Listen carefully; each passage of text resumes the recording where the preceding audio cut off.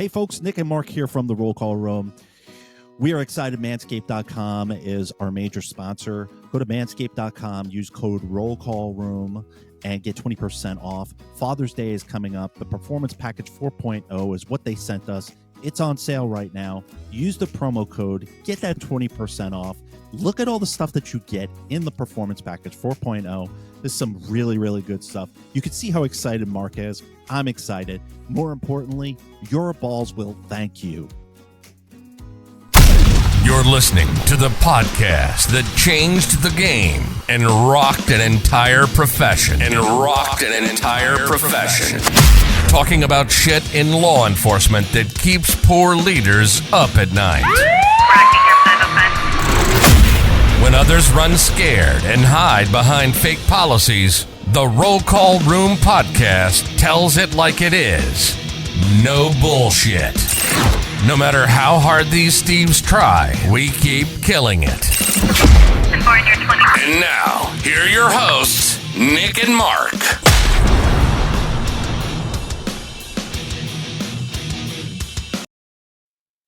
All right, ladies and gentlemen, welcome to another episode of the Roll Call Room. I am your host, Nick, with my co-host, Mark. How are you doing, buddy? My brother, I am doing well. I had a long day today, but you know, the energy level here at the Mark the Cop house is fairly high. Taught all day at the academy today. So yeah, I'm ready to go. Not that I haven't been talking for 8 hours straight. So warping young minds, young minds. It's not necessarily trying to get them lined up for the proper thing. So, doing the right thing is what I like to preach. Well, we're going to get into our main topic for the episode, but I feel it's necessary to talk about season 6, episode 1. Oh wow, what a dynamite episode! It was, man, and I think it ruffled a couple of feathers, mostly International Police Chiefs Organization people. FBI. I looked on my LinkedIn and I had a whole bunch of people looking my LinkedIn up. You all know that, the Blue Falcons out there, that it tells me. Who are these guys? It tells me when you're looking at my LinkedIn, right? Like, you know that, right? Like, that's not a secret. Okay. Right. Seems, I can see who's looking me up.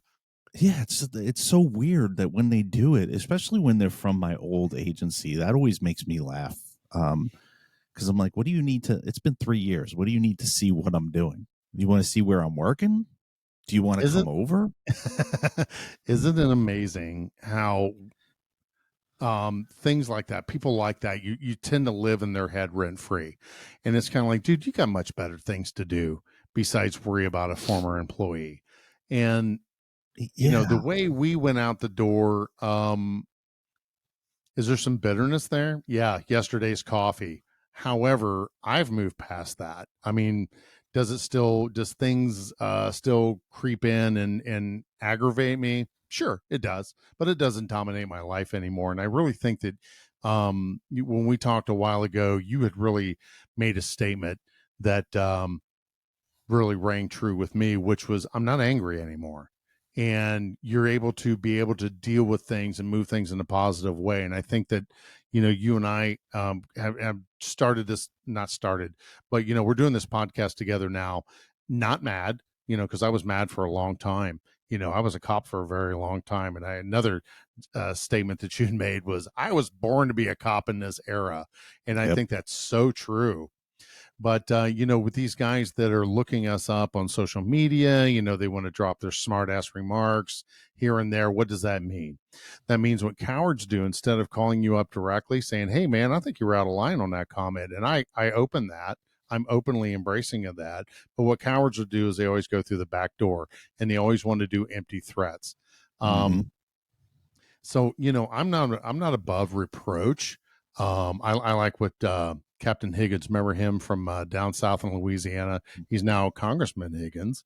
I like when he called out the gremlins in that video. One thing about it, man, I'm easy to find if you want to come take me on.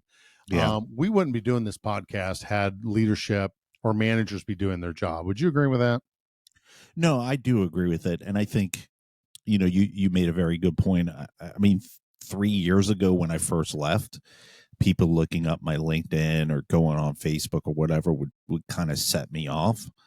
Now I get a I get a chuckle out of it because I'm still occupying headspace after 3 years. You're still, like, it's obvious that you're miserable where you are. And I think with those folks that do that with you and I and other people, like I talked to Trent from Two Fired Cops and stuff like that. I think they don't like seeing you do better.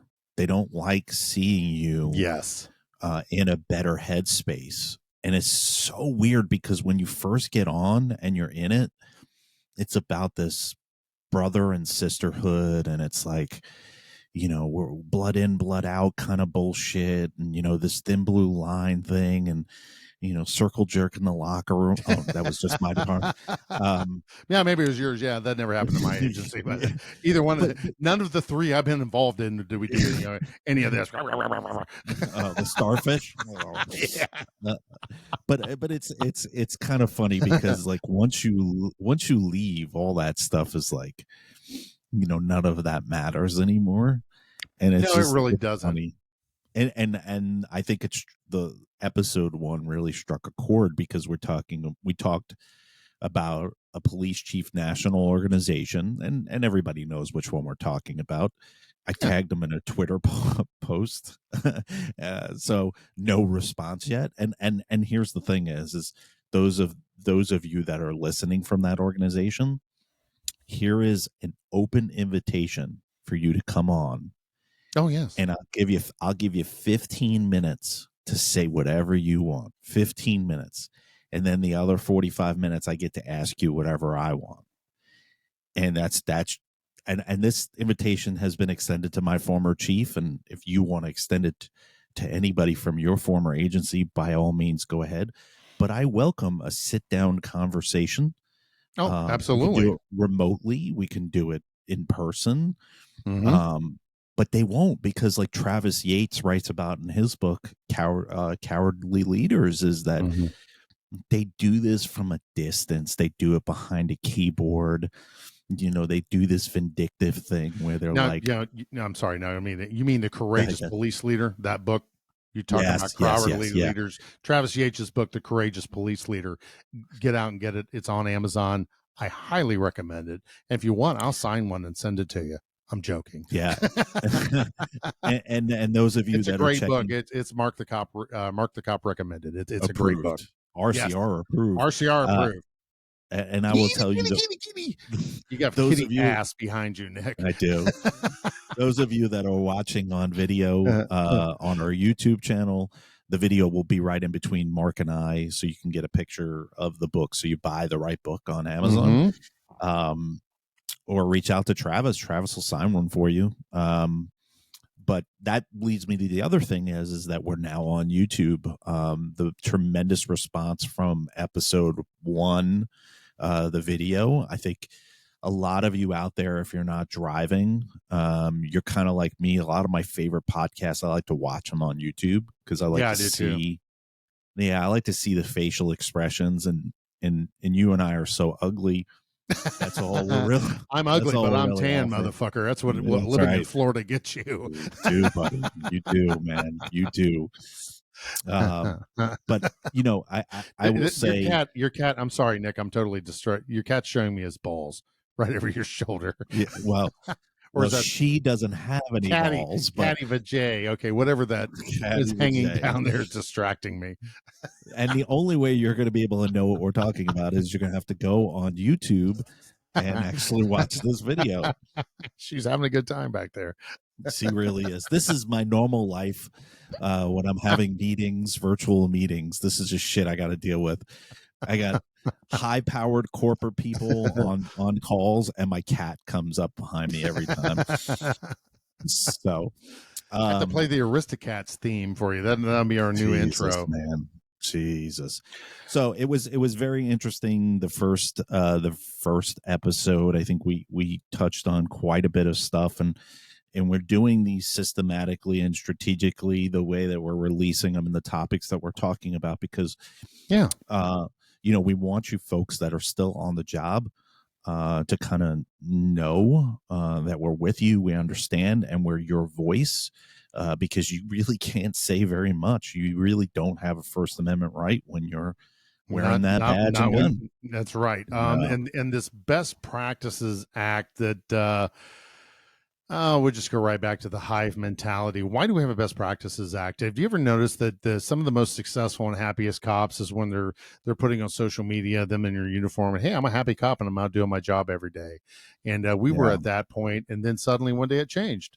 We use Lexapol in my former agency, and we got this notice, you have a policy update, and I'm reading that. It's like no image or nothing. You can't display anything bearing the patch, the badge, the this, the that, anything, even the letters in a row, you can't do that with. I'm like, why would you do that?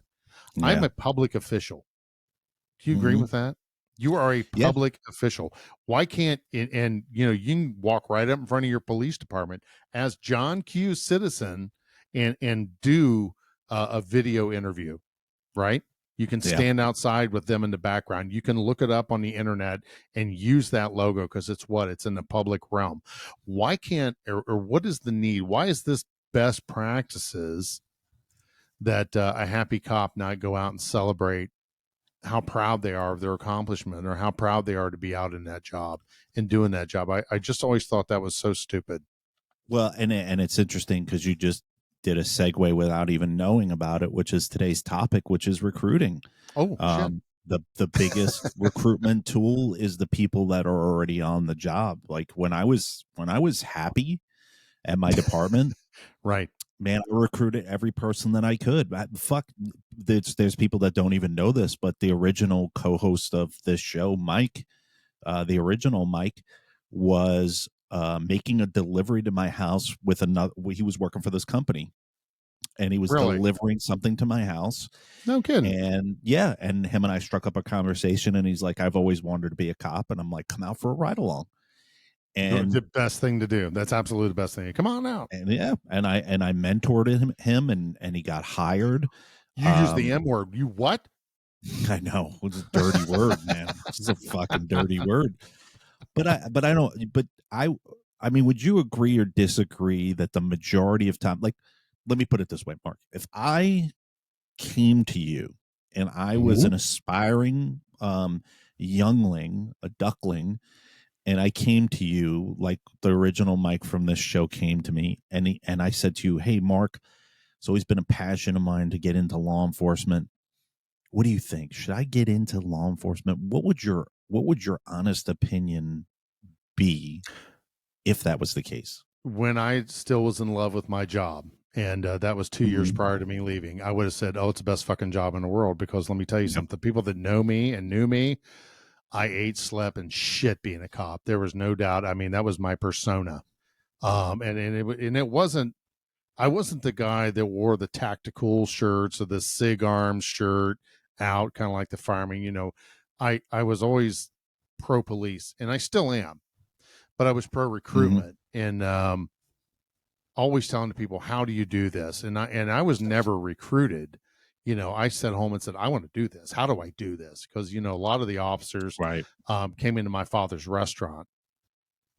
And they're like, hey, man, because I started asking them questions, and they said exactly what you did for Mike, Nick. Come out for a ride along, man. See what we're doing, man. You'd have a good time. You'd make a good cop, they told me. And it was the guys from the Montgomery County Sheriff's Department. And I'm friends with many of them today. There's a great agency to work for. They have a strong leader as a sheriff, I'm going to tell you that way. And I respect the hell out of him. But no one recruited me into it. And what I would say to them is, hell yeah, it's a great profession. But today, I still think it's a great, noble profession. And I appreciate each and every one of you that want to go out there and do it, because right now is really a tough time. But I think what I feel a duty right now to act is to get the right people on the job and to have the right leadership in there and to be able to ferret out. How do you know when you're working for a bad leader? How do you recognize these things? I think those are conversations we can have in up and coming shows, but for this one here, I don't know if I'm being really polarized in my answer or I'm being contradictory. Say, there's a big word for you, in my answer. But I was at a family gathering over the weekend. I have a cousin. Shout out to Pearland, Texas. Positive shout out. He's a sergeant down there, and and him and I were having adult beverages, and I said, today, if your child came to you and said, "Hey, Dad, I want to be the police," what would your reaction be? And what would your reaction be, Nick? I'll just go ahead and start that. If your child came to you and said, "Dad, I want to do this. I think I want to do this." Well, it's just interesting that you say that, Mark, because my oldest daughter did that. Oh, and it was towards the end of my law enforcement career. Okay. And I gave her the same piece of advice, which is, no, I won't stop you from doing it. But what I will tell you is that the trade-offs, the pros don't outweigh the cons. The sacrifices that you make for this job don't outweigh, the pay, the benefits, the things that you don't calculate, like your mental health and things like that. These are things that I never ever thought about when I first got on. But I did tell her, I did tell her, one, absolutely not at my old agency. I would never. Don't walk in that joint. Yeah, well, they wouldn't have taken her anyway. But I had said to her, do your research, because that's what I wish that I would have done. Really quick side story is when I was originally from New York City. So when I applied for this job here in Virginia, I traveled back and forth for each part of my process. Oh, wow. And then they gave me my offer. They gave me my offer, and I moved from New York down to here, and I had like 3 months before the academy started. So I needed to find a job. And I found a job working like in loss prevention for 3 months. It was an easy job. It was good money. And every time I would catch somebody like stealing or something, the police would come to the store, but it wasn't my jurisdiction. It wasn't the department that I was going to go work at. It was the one next to it. Okay. And I would strike up a conversation with them, and I would say, "Hey, I'm going to the police academy in January for Alexandria City." And they would look at me and they would go, "Why?" And I'm like, "What?" And they're like, "That's the worst fucking department in Northern Virginia. Like, it's the worst. It's terrible." And I was like, "What?" And they were like, "Yeah, the prosecution there is terrible. The leadership there is terrible. The department's very cliquey." And like, I didn't grasp that concept when I was working at like Sports Authority and loss prevention, Where was the robot from Lost in Space? Danger, Will Robinson. Yeah, it was bad. Like, then when I got on, I started to like slowly realize, and I want to say probably around the 5-year mark is, I think, when you start to really decide whether or not you want to stay vested in a place, or do you want to leave, move on. And that was right around my time. Like, I did a ride along at another jurisdiction, and I did this ride along, and the ride along rubbed me the wrong way. Like, there wasn't a team atmosphere like I was used to. So I was like, you know what, fuck it, I'm just gonna stick it out. I've been here for 5 years. I'm gonna put in for sergeant, I think, because at that point I had over 10 years of law enforcement experience, even though I had only been in that department for 5 years. Yeah. But I think when you're looking at things now, if you're thinking about going into this profession, and I say this, Mark, and I think you could agree with me, is that I want to say probably about 80 to 90% of the applicants that are putting in for law enforcement now, this isn't the job that they desired from the time that they were children. This is strictly, I need a fucking job. Right. And they got good benefits and they pay really well. Right. Sorry, I didn't mean to steal your thunder there. No. It's I mean, I think the majority, and it touches on what you spoke about, is getting the right people in for recruitment. And you can see how desperate agencies are because they're doing these recruiting events, and a lot of them don't fucking make any sense. Like, like they're doing recruiting events at, like fucking Clown College, or, like just, they're not. Take off the wigs and put on the they're badge. Oh, wait a minute. That's some yeah. administrators, but Yeah. My favorite are the ones that do like a recruiting event inside of a mall. yeah. And I'm like, yeah. Why aren't you going? What kind of applicants do you think you're getting? Well, I think we're what a lot of agencies have got away from is like the Explorer program. Because, I know a lot of guys that I work with right now, hell, I was a police explorer. Yeah, I wanted to do this. This is something you want to, I was, and I love what you said there. I was born to do this job. I was born because I don't want to say I was born to do it, but it was a calling.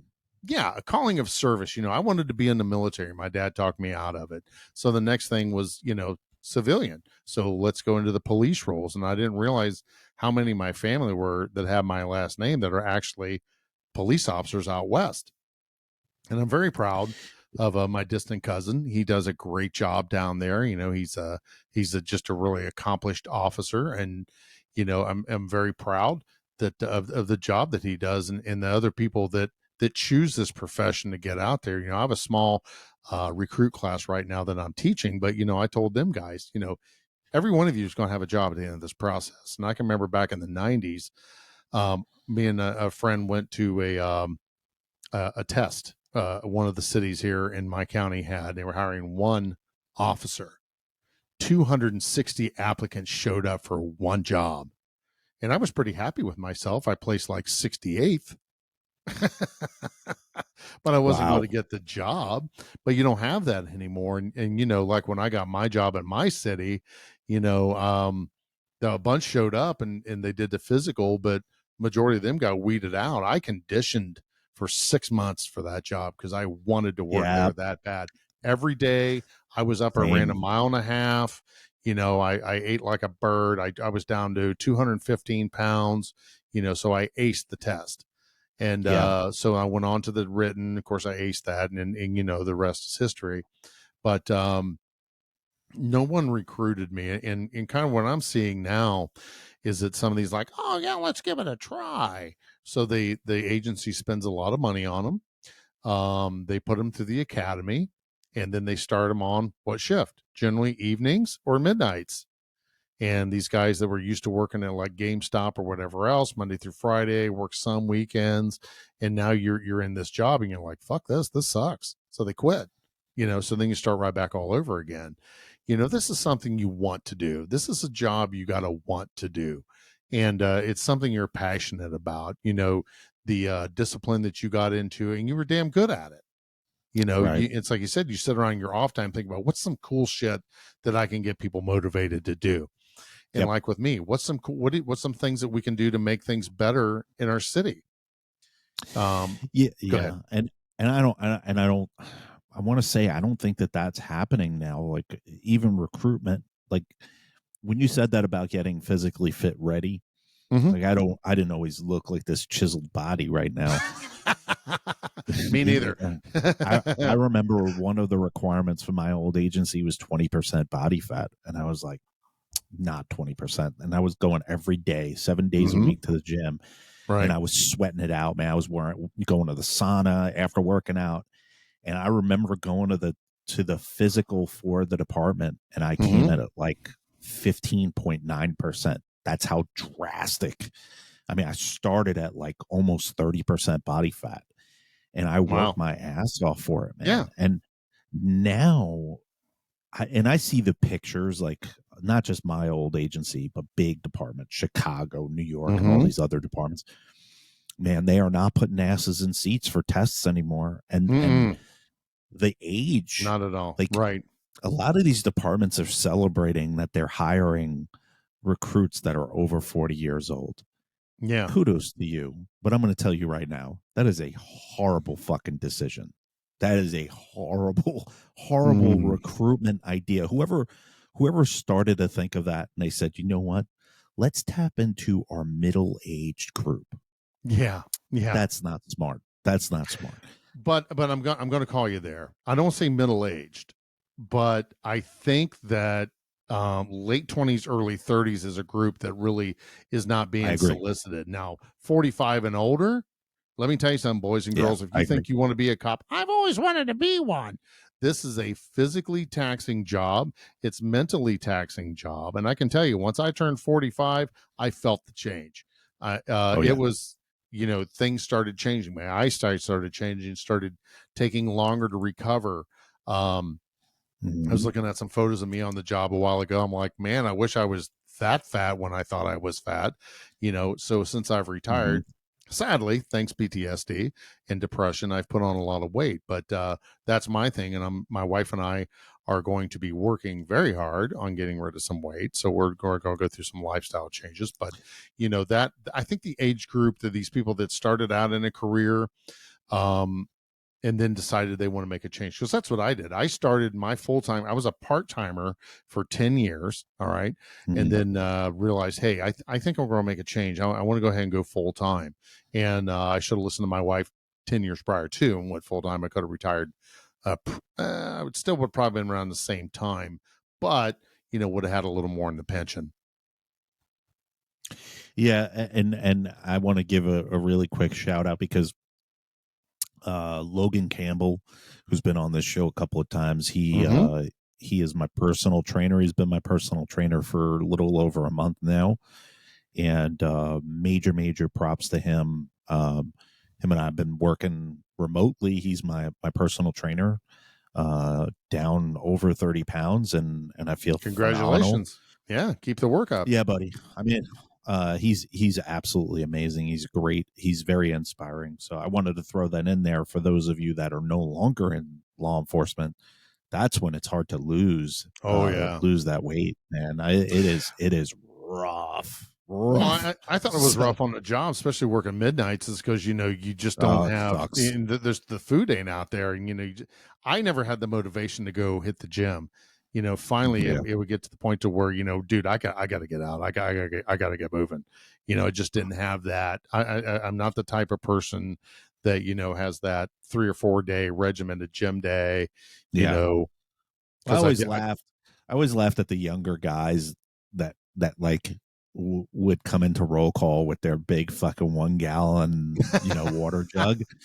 And they're like, what do you mean you can't work out when you wake up? Like on midnights, they would come in and roll call at 8 o'clock at night. And they're like, what do you mean you can't wake up at 3, 4 o'clock and go to the gym? And I'm like, because I'm not like you. I don't have no responsibility.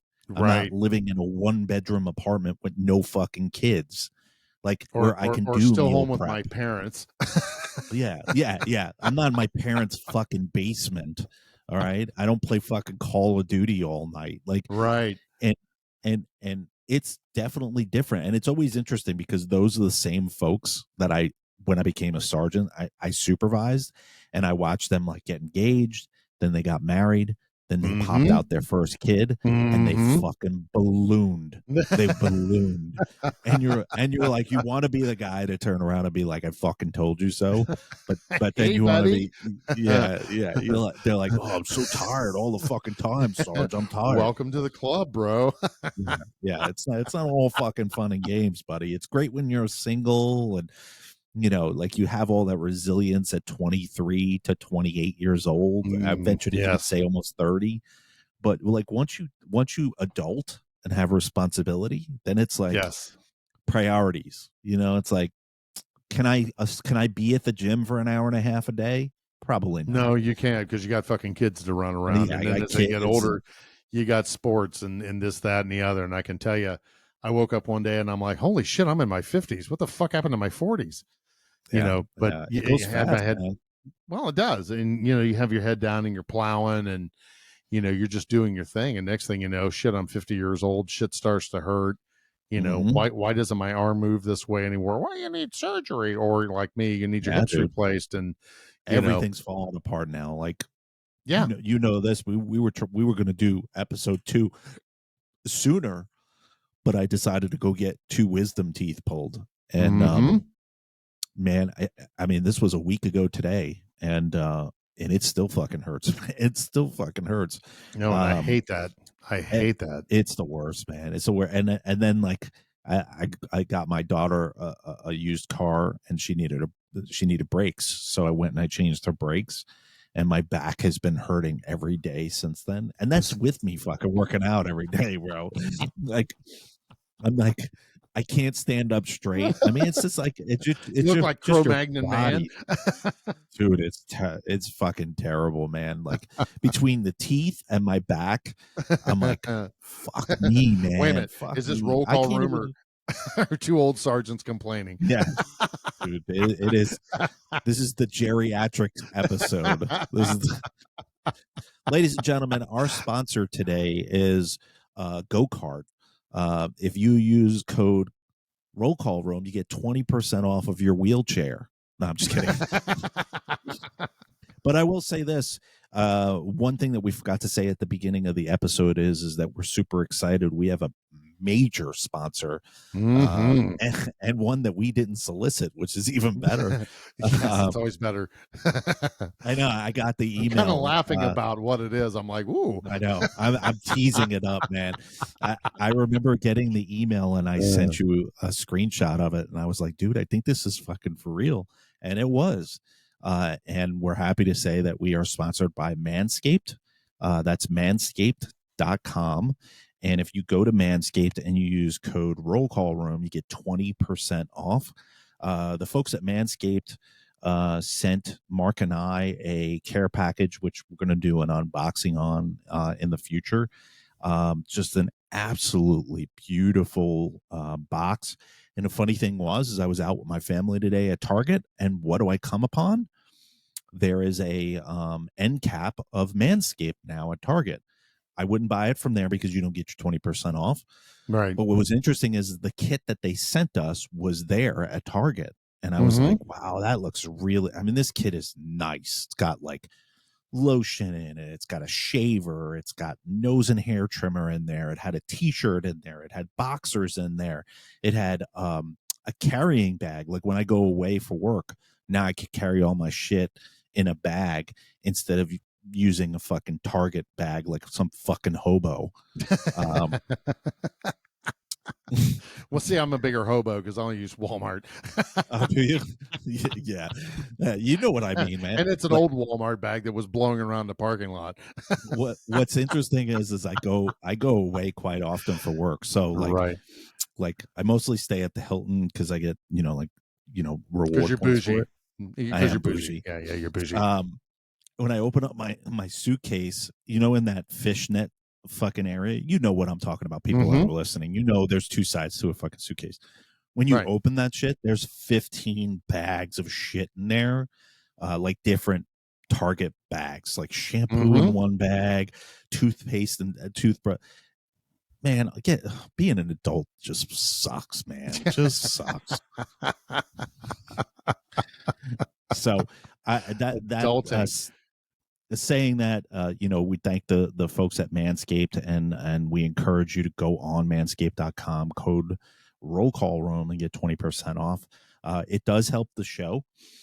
So it keeps the show going, which is great.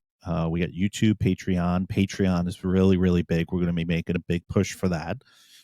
And then if you're watching this video, you can see this awesome shirt that I'm wearing. We have swag now. We have some merch on our website, rollcallroom.com. And I'm drinking the coffee cups. Roll Call Room mug. Coffee cup, And what's cool, it's sublimation shirts, so it's not cheap piece of shit shirts. So go on there, go check those out. Again, all of that stuff, keeps the lap dances coming for Mark and I, and we appreciate it. Well, you need to unwind somehow. Yeah, I'm sorry, Mrs. Mark, the cop. I'm sorry, Sainted Susan. Sainted Susan. I'm sorry, Susan. I'm such a bad influence. We're talking. we're talking about ball shavers and lap dances. She's gonna be in the car listening to this, and she's like, gonna look at you. She's gonna be like, "What the honey, fuck is wrong it's with all that for guy?" show business. Yeah, she's like, "What the fuck is wrong with that guy, Nick?" Like he's just That's there's a lot well, wrong with me, Susan. A lot right. wrong with me. Well, we aren't your average cop podcast either. We are No, the no. OG. I'm proud to say we. Thanks for inviting me along, but you are the Always. OG of all. So Well, and I truly mean this, and we didn't get to talk on it with episode 1. I never really, when we started Roll Call Room, I never really went after other shows. I never did that, man. But I got to tell you now, 3 years into it, it's gotten to the point where I really start to look at other podcasts that are doing a disservice to this profession. And those of you that know what I'm talking about, you know what I'm talking about, which is you can't remain safe anymore. You can't walk that fine line anymore and turn a blind eye to all the shit that's going on in our profession. And I'm kind of, this is going to sound so bad, but you know what? I'm full transparency. I'm kind of getting tired of it. Like I look, when I first started RCR, you know, maybe I was naive. What I really saw was probably 10, 15 law enforcement podcasts. Now there's thousands of them, man. I can't keep track of them, but there's one thing that's always repetitive, and it's the same thing, which is let's not talk about poor law enforcement leadership. No, let's not talk about law enforcement suicide.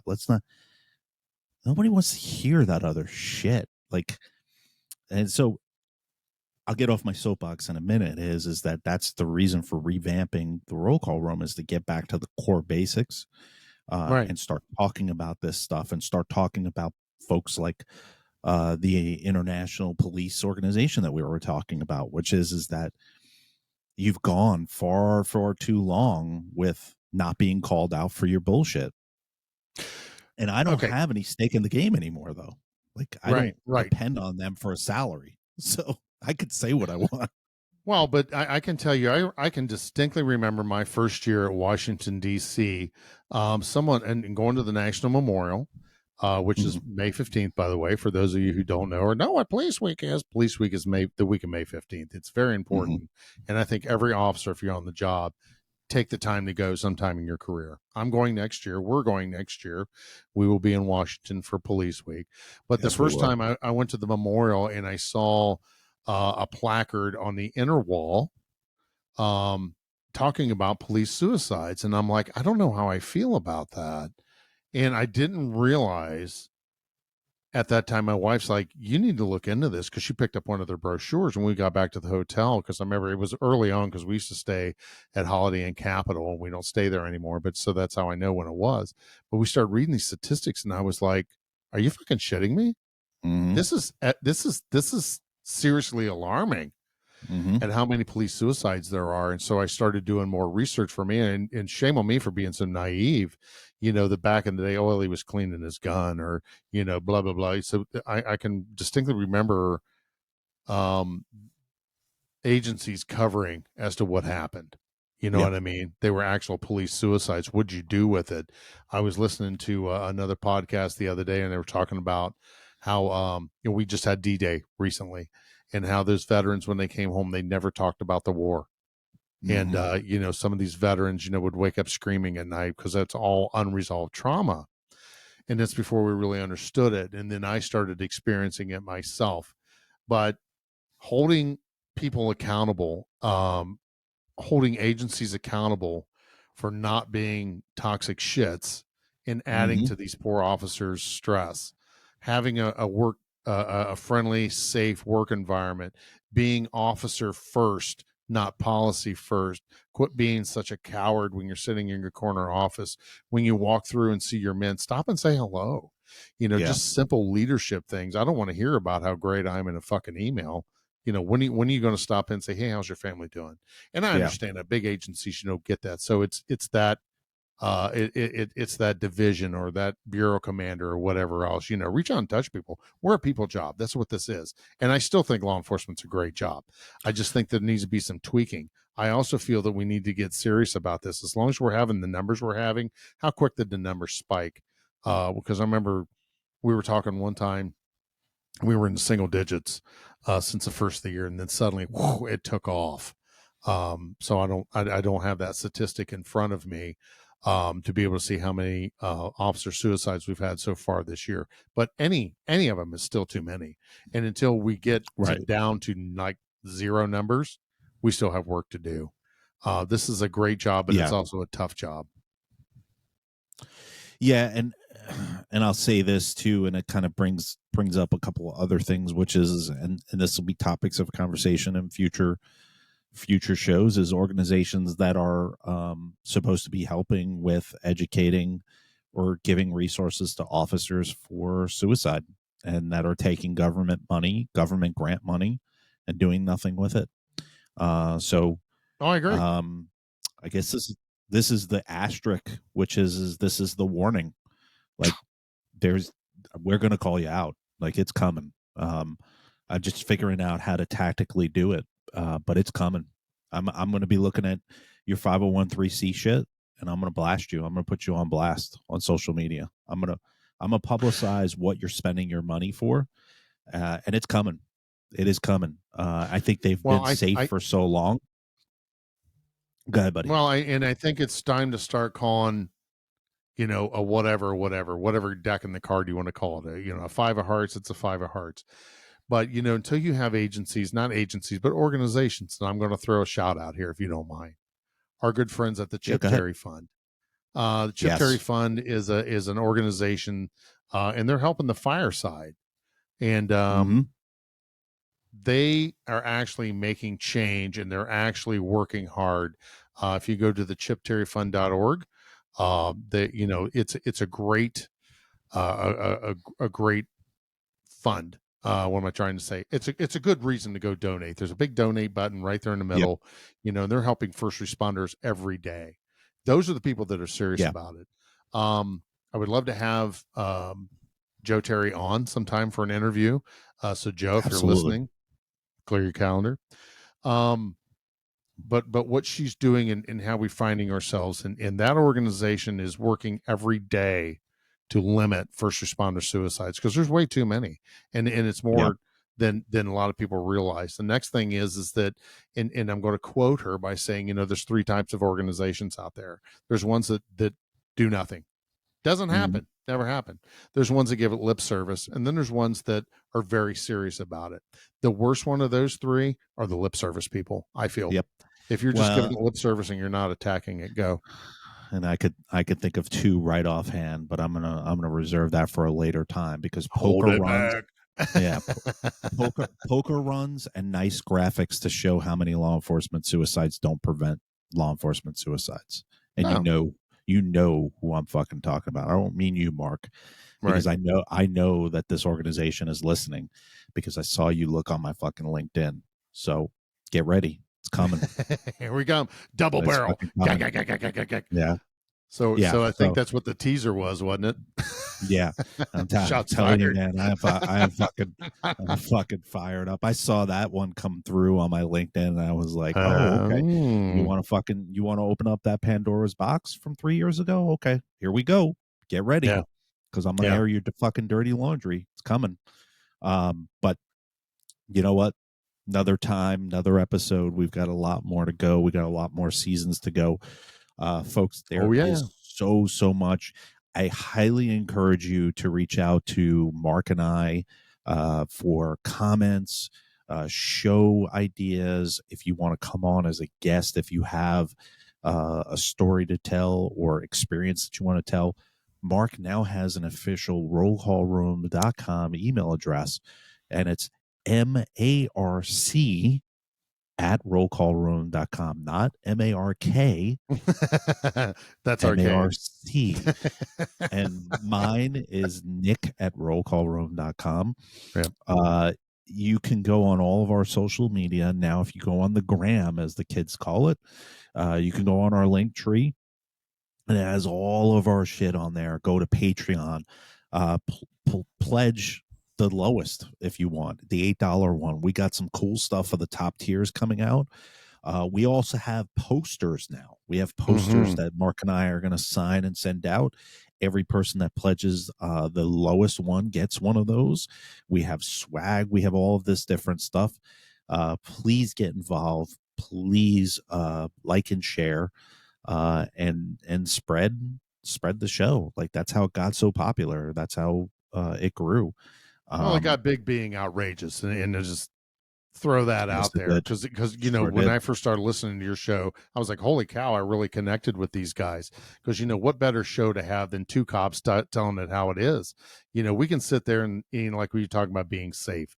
You can be safe all day long. We're not going to sit on here and talk about trigger pulls or this kind of training and that. That's not what we're about. What we're about is, number one problem is officer suicides. Number two is mental health. And there is a balance there. And my mission is to try and bring some healing, keep you guys happy, healthy, and going out there wanting to do the job every day. My goal is to be the gasoline or kerosene to Mark's fire. The napalm. That's pretty much what my whole life is about, man. Just fucking torching the shit out of stuff. But I do it for you folks. I do it for you. I will have some good stuff for episode 3 from my old agency. I'm waiting for this FOIA to come through. I can't wait. So I might have some good juicy shit. So those of you that are at my old agency, hang on. I'm going to have some good shit for you real soon. I'm so excited about it. But with that, Mark, anything to tell the folks before we end for the episode? Well, again, and this has been my message before. If you're going to work that 5 hours of overtime, take that 5 hours of comp time. It's a job, guys. Don't make it be who you are. Go in, do the best job you can do every day. Be honest, have lots of integrity, but don't let it encompass you. Remember, your family loves you, and you should love them back. Be there for them. Yeah, what you said times 2. Again, folks, appreciate everything. Check out all of our social media and be safe.